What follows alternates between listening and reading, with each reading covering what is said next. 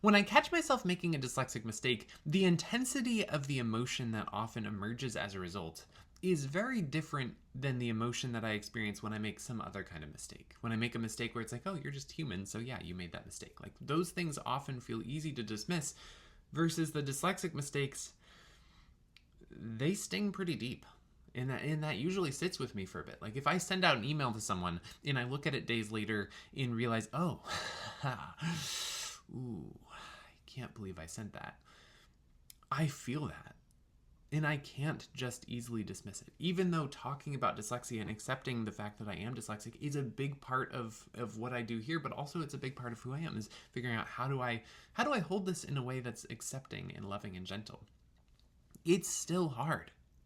It's still hard to catch those mistakes because it's tied to something so deep.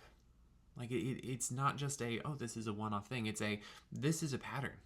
There's this way that my brain functions that even though I've put tools and like processes in place to try and make sure this doesn't happen, it still happens. And that's hard. And you can't just dismiss those emotions. And that's why when you're working with a dyslexic person, like when I work with dyslexic individuals, we don't just dismiss those emotions, as so often happens. People are like, oh, just get over it. You can't just get over it. You have to make space for those feelings to be like, yes, this is hard. These things are heavy. It feels bad. And even when you've accepted this part of who you are, it can still feel really bad.